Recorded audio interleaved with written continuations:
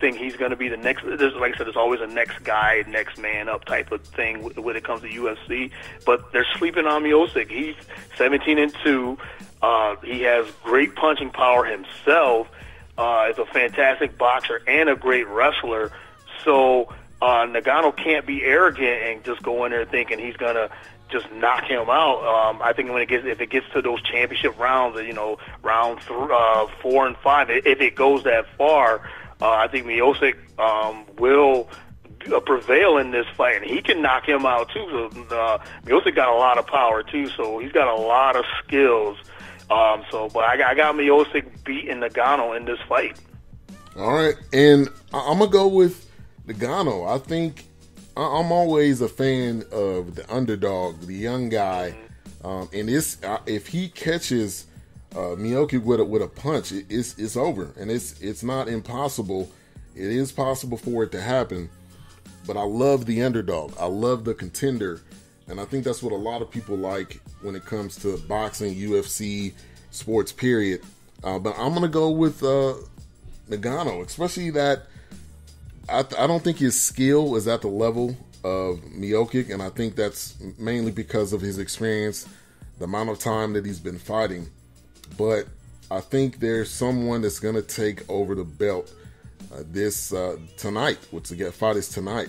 And Ralph says no UFC heavyweight has more than 2 successful title defenses. That's a huge stat right there.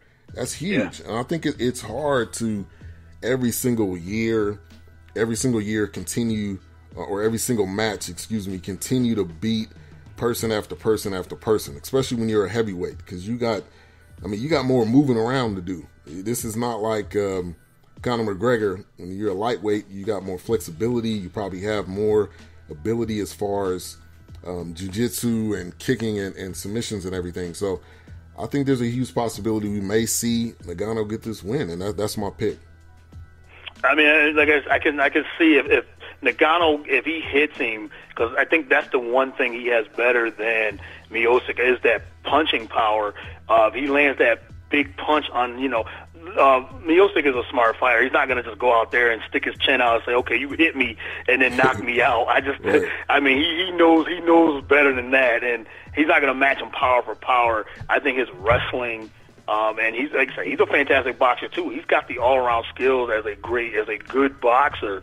And if he can try to wrestle this big man down to the ground and keep that pressure on, I think it's going to be a long night for Ngannou. But I wouldn't be surprised if Ngannou tries to come out swinging heavy, trying to knock him out. But I think Miocic, he has seen it all, and he's thinking, I can step back and box, and then get my wrestling going on, wear him out, and like I said, those 5 rounds, those championship rounds, that's what sets apart the good from the great fighters in UFC. If you can withstand, you got great stamina. We'll see if Ngannou can go deep into these rounds, and if he proves that, then Ngannou is the real deal. But I think Miocic's skill set is slightly better than Ngannou's. Yeah, and I think the UFC does a great job at finding the person that's hot at that time. They don't put out fights where this guy was good 3 years ago. They put out fights who's good right now at this time. Don't care what the record is. Don't care if they got experience. And I appreciate that about the UFC. And I do think sometimes it does backfire, because sometimes you have a situation where a guy is just not ready, and he comes out there and he gets beaten in the first 5 seconds.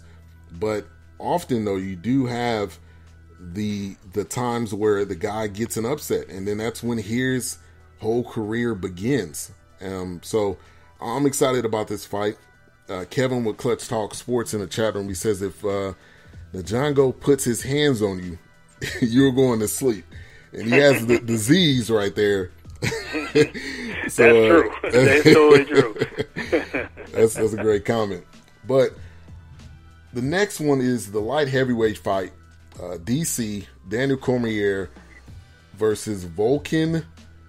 I'm not even going to try to say the last name. I was going to try, but I'm not going to say it. Ozdemir.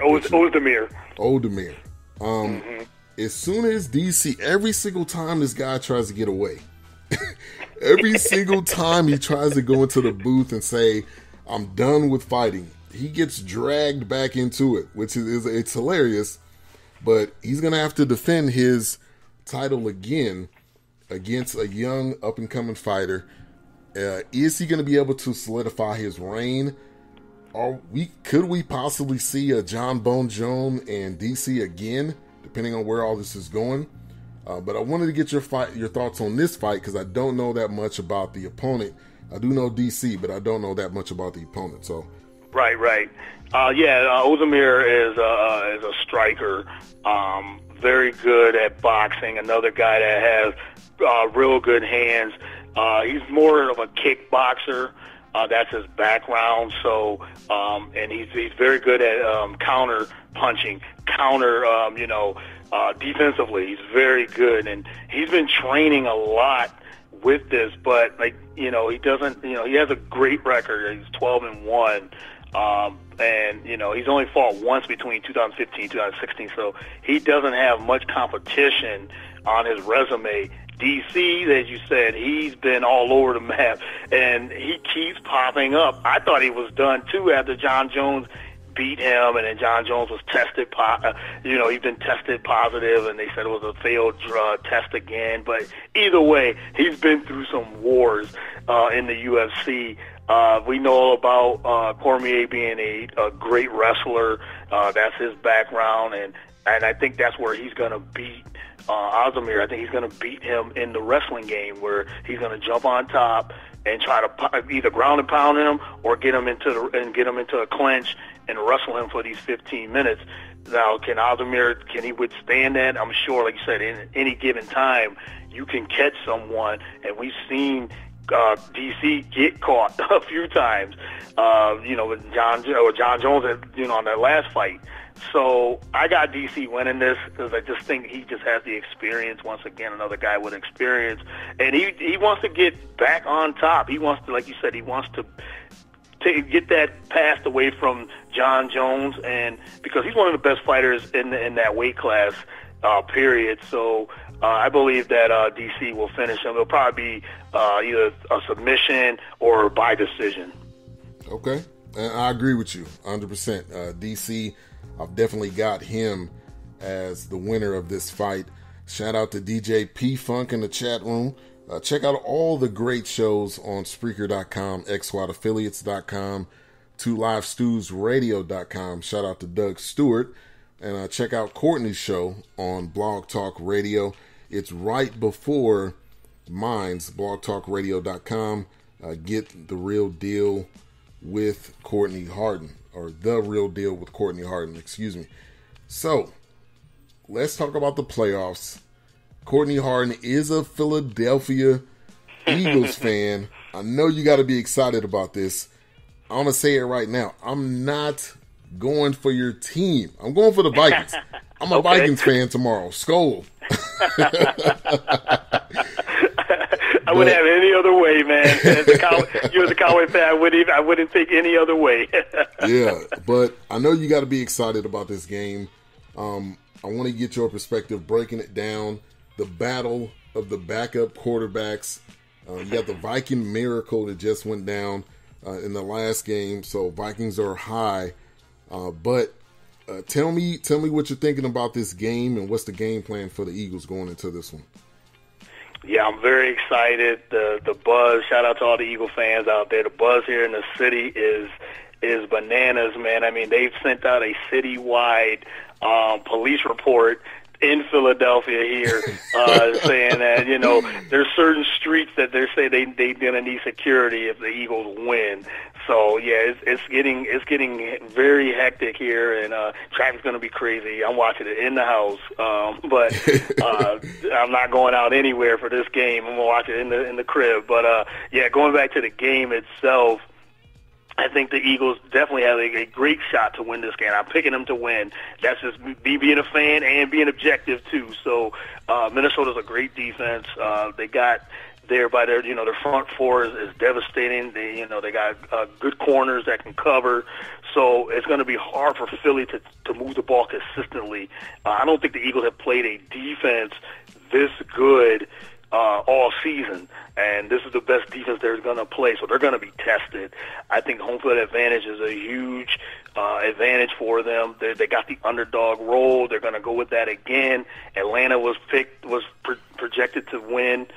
We were underdogs number 1 seed. We're that again. So the disrespect of the Eagles is at all-time high. But yes. The Eagles, I think the game plan is the same with Atlanta. They're going to have to run the football. They got to stick to the run because they don't have Carson Wentz back there. They have Nick Foles. He managed a great game last week, second half, I should say, last week, and starting off slow, but he's going to have to make plays. He's going to have to be consistent, short passes, maybe take a couple shots down the field just to bend that Minnesota defense. Like I said, it's going to be tough to move the ball, but running the football is going to be hard too. So I think it's going to be one of those games where it's going to be on the defense. The defense is going to have to make a play. It's going to be like an interception, putting pressure on Case Keenum. Stopping their receivers, because I don't think Minnesota's going to be able to run the football against us either with our front four. It's going to be a field goal kicking type of game. Whoever's going to have the best field goal kicker. So I got Philly winning 18-13 on another low scoring game. Nick Foles will make enough plays, but the running game and the defense will be the deciding factors of this game.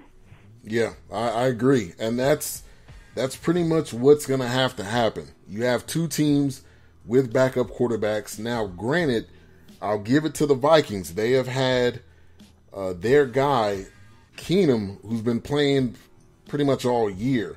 So I think with his time, with his length of time playing and starting for this team is huge. So that's part why I'm going for the Vikings. The other reason is because I'm a Cowboys fan, and you can't go for the Eagles. But I think this game is going to be close. I don't see it being a blowout. I see it probably coming down towards the end of the game. And being in Philly, to me, does kind of change something, because you're in Philly. You know how Philly fans are. And yes. I was going to ask you, did they have a warning to not throw snowballs at people on the field? Did they put that warning out? They didn't put that warning out. Good thing there's no snow tomorrow. It's supposed to be nice. It's supposed to be in the low 50s, high 40s by game time. So it's supposed to be a nice weather game. But Philly got these dog masks. They're sold out everywhere. The underdog mask, so they're going to be ready. And I work with a lot of Philly fans, and some of them are going to the game, and they're ready and they're hyped up. So hopefully, good thing there's no snowballs. Exactly. Yeah. Thank God it's not any snow, because you know how Philly fans are. They put batteries in snow, and I'm not talking about the AA or AAA. I'm talking about the D batteries, the big ones. So, but anyway, enough bashing on the Eagles. I'm going with the Vikings in that one. The next one, Jaguars and Patriots. There's a lot of people saying upset with the Jaguars. Tom Brady's having an issue with his hand, quote unquote. I don't know how much of an issue that actually is. Also, Blake Bortles, has he arrived? Is it the new Blake Bortles and not the old one? Leonard Fournette, who's tearing it up. The guy had 3 touchdowns last game. There's so many interesting storylines in this game. But what's your breakdown on this one? Yeah, and the interesting. I mean, Jacksonville. They had a great season. Another great defense coming in. The way they handled Pittsburgh, even though it was a close game, high scoring game, they jumped on the Steelers 21-0, and I think that defense and the offense put their they just didn't keep pushing, but they still got a great defense. Their corners are excellent. Ramsey and Bouye, I like what they bring. But I'm not a believer in Blake Bortles. I'm just not a believer in that guy. I mean, he's been part of this team. He's played well enough to get them there, but that's more of the defense and the running game. I think the keys for Jacksonville is to run the football. They got to run Fournette, and they're going to have to run him a lot. I think if you leave that game in Blake Bortles' hands, that's going to be a disaster. So, plus, you're going in New England. You're going against Bill Belichick, and you're going against Tom Brady. As you said, the hand injury, I don't think it's as serious